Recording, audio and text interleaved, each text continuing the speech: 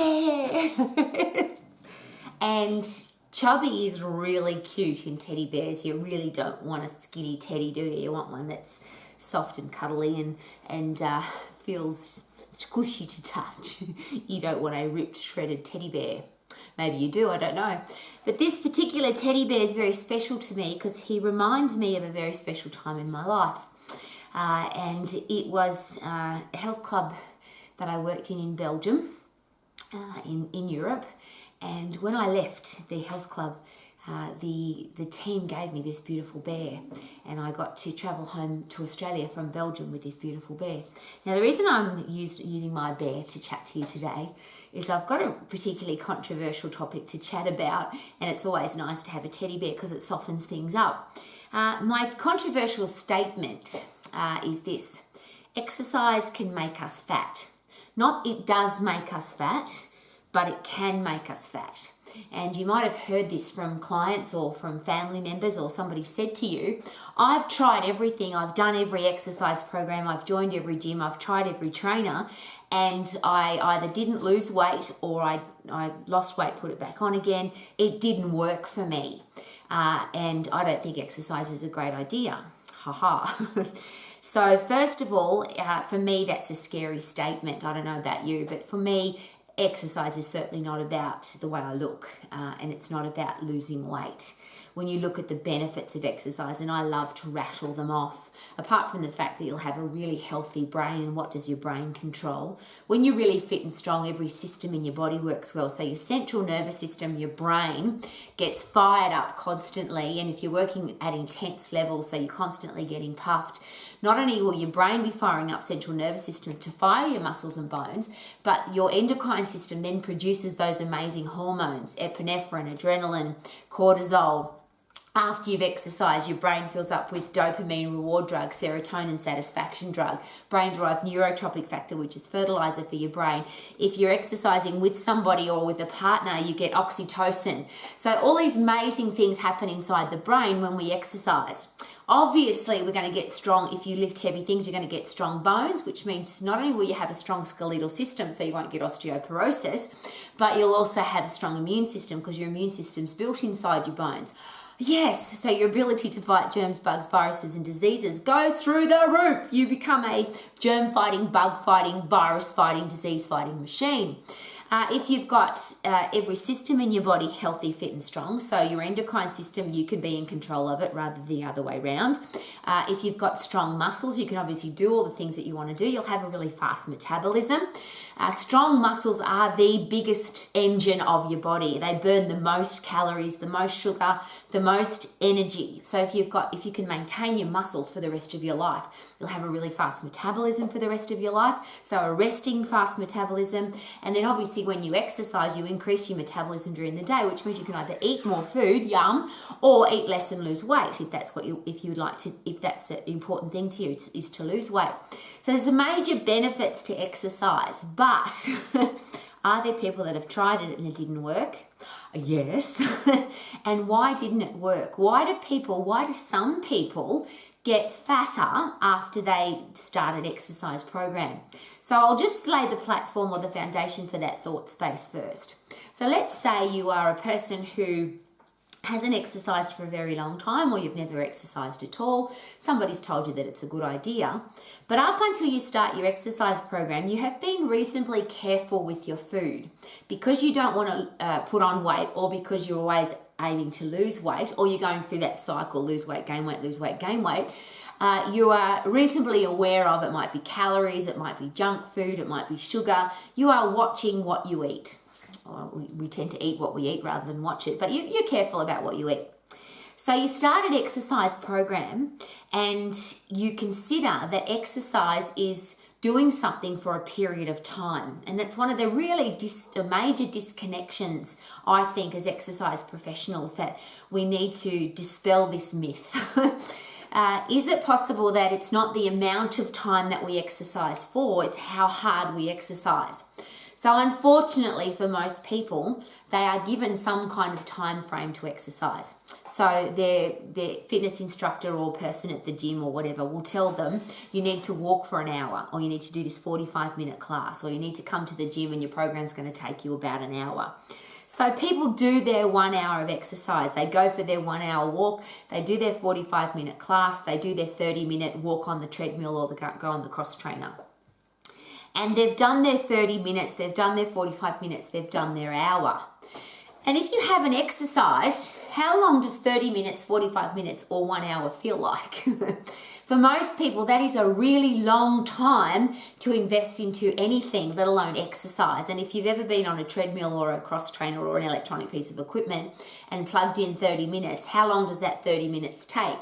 Now, for a lot of people, and only because I ask the general public all the time, how long does that 30 minutes feel? And a lot of people say to me 3 hours. It feels like 3 hours, that 30 minutes. But what happens is this: I do my 30 minutes, or I do my 45-minute class, or I go for my 1 hour walk. I get back from that experience and I think to myself, wow, I've done 1 hour of exercise. I've done a 45-minute class. I've been on this treadmill for 30 minutes. I deserve a little reward.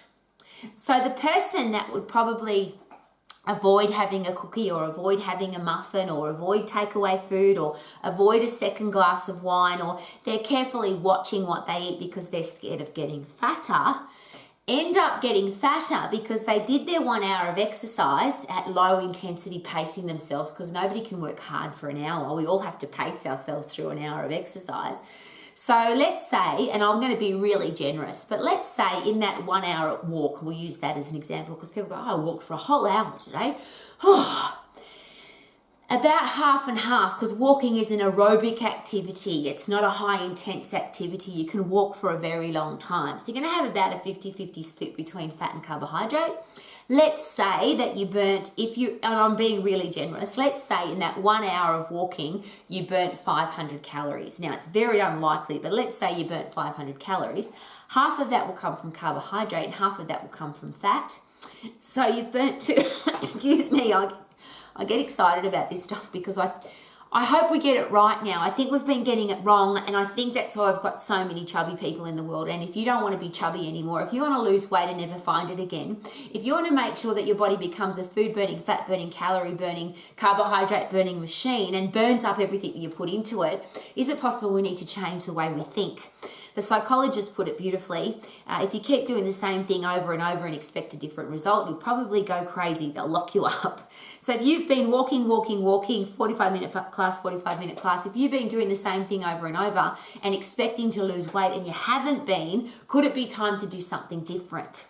So instead of focusing on how long we exercise for, I've done all this exercise and now I deserve a little reward, I've burnt up my 250 calories of fat, or I've burnt up 500 calories overall in my hour of exercise, I come back and have a muffin, or I come back and have a couple of chocolate biscuits with my cup of tea, or I have an extra couple of glasses of wine, and all of a sudden now I burnt up 500 but I put 600 back in, and now I'm getting fatter from my exercise program. There's a lot of argument about calories in, calories out, but let me ask you this question.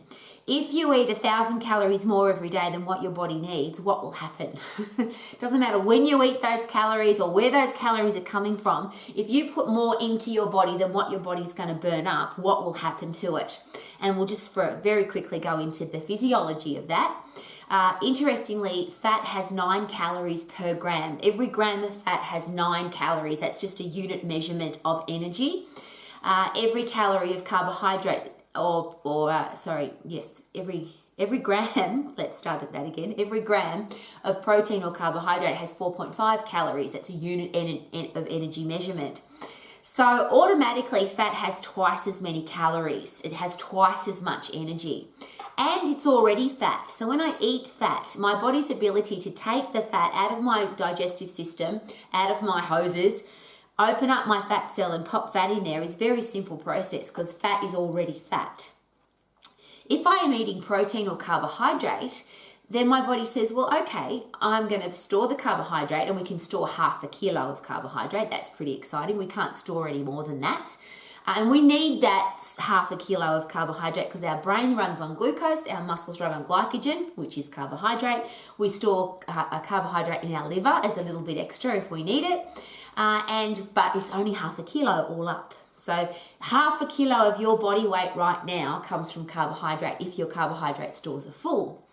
If you keep eating too much, if you keep eating carbohydrate, if you keep eating food and it's a predominant carbohydrate source, your body says, well, what am I going to do with all this carbohydrate you're giving me? My half a kilo storage state is chockers. I can't do any more. So what your body does, amazing human body that it is, it will heat up a little bit. So it'll try and burn it off. And if you've ever watched kids after they've had a bag of lollies or they've had some cordial, we always go, oh, the sugar, the sugar. But isn't that just a natural process for the human body? You filled it up with an energy source that requires high intense activity. So kids want to run around. Every time I hear parents say to their kids, don't run around, stop running around, I always think to myself, no, keep running around, keep running around. Really important. So your body will burn up as much as it possibly can. But if you keep overloading and overloading and overloading your body with any amount of food, but if it's carbohydrate or protein, your body says, well, I'm now going to have to turn this excess into fat because I've got unlimited fat storage. I have only got half a kilo of carbohydrate storage, but I've got unlimited fat storage. And if you don't believe that, have a look at my teddy bear. How do humans get to be so chubby?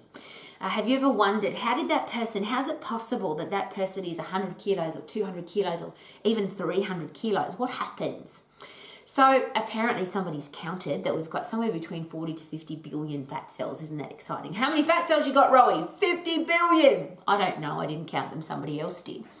But that means we've got a lot of them. So what happens is, as we eat too much, if we eat too much fat, our fat cells can get bigger. They can expand. So those 50 billion little buggers can get bigger and bigger. You might only have 40 billion. You might have genetically less fat cells, but they can get bigger and bigger and bigger. Interestingly, each fat cell has a baby fat cell attached to it. It's probably the best way to explain it. And if that fat cell gets too big, it will actually break it apart. So getting bigger is hypertrophy. Hyperplasia is when that fat cell splits and becomes another fat cell. So we really have unlimited stores for fat, yes? So if we keep eating fat and fat and fat and fat, the fat will go into the fat cell, fat keeps getting bigger, fat cell keeps getting bigger, we can keep getting fatter and fatter. Carbohydrate, we only have half a kilo storage space. So if we eat too much carbohydrate, your body says, well, I've tried to burn it off, I've tried to increase your metabolism, excuse me a little bit, but you've just put too much in. So I'm now going to turn your carbohydrate into fat. That's called de novo lipogenesis, technical terminology for turn carbohydrate into fat, and your body will do it. But it's a technical process, it's a chemical exchange. It takes energy to do it. So about 1/4, 25% of the calories that you put in of carbohydrate will be burnt up in the process of turning the carbohydrate into the chubby bits on your body. But your body will do it. So if you feed your body too much, the fat will go to your fat cell, the carbohydrate will turn into fat and go to your fat cell. And protein, it's a little bit difficult to eat too much because protein has a high satiety index. Have you noticed? If you just have a salad sandwich, you tend to be pretty hungry fairly quickly afterwards. But if you have a salad sandwich with egg on it or cheese on it, or you might be vegan vegetarian, so you might put some peanut butter on it or something like that, you feel fuller when you have protein in your food, which is an interesting thing to take note of. So it's really hard to eat too much protein, but guess what? If you do, and your body can't use it for your hair, your skin, your nails, your bones, and producing or rebuilding your body, it will turn it into fat. Again, a complicated process, and about 25% of the calories will be burned up doing it, but your body will do it. So if you eat too much food, you're going to get chubby. It's that simple, regardless of what food it is that you put in. Now, you're going to have to eat a hell of a lot of broccoli or a hell of a lot of lettuce for your body to have enough food to turn any of that into fat. But I promise, and you might have noticed this, that it is possible to eat too much food and get chubby. So how then do we get rid of it? And wouldn't it be nice to have a body that was a fat burning machine, a food burning machine, a calorie burning machine, a carbohydrate burning machine? And wouldn't it be nice to have a body that burnt up everything that you put in it? So that you never had to go on a diet, you never had to think about, oh, this crazy exercise program I've got to do until I lose weight. And then I put it back on again, and then I've got to lose weight again. Wouldn't it be nice, as I always ask, to pick a size? What is your favorite size? What is your favorite weight? What is your favorite energy level? What is your favorite body fat percentage? Whatever it is, it might be what's your favorite article of clothing that you want to keep wearing for the rest of your life. and stick to that for the rest of your life. You could save a lot of money on clothes because you can keep wearing your gorgeous clothes for the rest of your life. And you then have or is it possible that you would have a much happier headspace if you never had to diet and you never had to do crazy exercise? And I watch a lot of people, I'm sure you do too. Have you seen people when they exercise, they look a bit grumpy, a bit miserable, I have to go and burn calories, I'm losing weight, I have to do my 1 hour walk so I can do 10,000 steps, so I don't want to exercise like that. I want to exercise because I want to be fit, I want to be healthy, I want to be in control of my hormones, I want to have a fast fat burning, food burning, calorie burning body. I want to have a body that burns or has the ability to fight germs, bugs, viruses and diseases. Wouldn't that be cool? Let's burn up our germs. Woohoo! When you have strong muscles and strong bones, you're really fit and you're really strong, everything works brilliantly. So you burn up everything you put into your body. You feel good all the time because you've got happy neurotransmitter chemicals pumping into your brain. You turn your body into a fast fat burning machine, because the beautiful thing is, if you are a person who exercises at high intensity, which is why we don't focus on how long you exercise for, because you can exercise hard or you can exercise long, but you can't do both. But if you exercise really hard, exercise becomes the stimulus to turn your body into a fat burning machine. The stimulus. So what happens is you use the carbohydrate, the half a kilo of carbohydrate that you store, while you're sprinting, while you're punching, while you're kicking, while you're lifting heavy things, while you're doing high intense exercise where you can only do short bursts, which is only 10-second bursts. So you do as hard and fast as you can, put in 100% effort, get your breath back, go again if you want to. But that kind of exercise is the stimulus to change your respiratory quotient, and that's just a technical term for base metabolic rate is how many calories your body uses over the course of the day at rest. Metabolic rate is what is the speed of your metabolism at the moment. So obviously if you exercise, your metabolic rate goes up. If you're thinking hard, your metabolic rate goes up. If you're doing physical activity, your metabolic rate goes up. Your respiratory quotient is simply where are those calories coming from. And wouldn't it be nice to save that half a kilo of carbohydrate for high intense activity, so you've got a stack of energy to go when you need to? And wouldn't it be nice to have a respiratory quotient that preferred to burn fat at rest?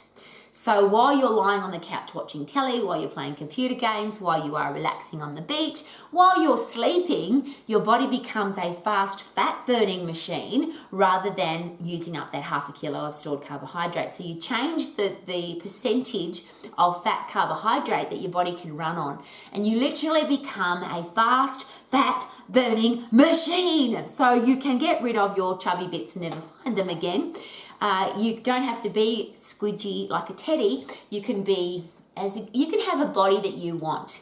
You can't change how wide your bones are. So the width of your shoulders, the width of your hips, the length of your leg. No control over that. But how many squidgy bits we've got, we have absolute control over those. We can have fat cells that are empty, or we can have fat cells that are full, or worse, if we eat too much food, we'll have fat cells that split in two and become more fat cells, and we can just keep getting fatter and fatter. So to put it all into a gorgeous little package, how about this? Get fit, get strong, turn your body into a fat burning machine. Get fit, get strong, turn your body into a virus fighting, disease fighting, germ and bug fighting machine. Get fit, get strong and turn your brain into a happy drug pumping machine so you feel good all the time. Get fit, get strong and turn your body into a machine that has beautiful accessories. Great hair, great skin, great nails, clear skin, clear eyes, strong teeth, strong bones. Your body with exercise becomes the ultimate high performance machine. If you exercise or if you move at low intensity, if you do long, slow, boring exercise, apart from the fact that you'll get bored to tears, you don't turn your body into a fat burning machine, and you could end up getting fat, because if you walk and burn up 500 but you put in 600, your exercise will be making you fat. If you exercise at high intensity and turn your body into a fat-burning machine at rest, your body will become a food-burning, calorie-burning, fat-burning, carbohydrate-burning, sugar-burning machine. Woo!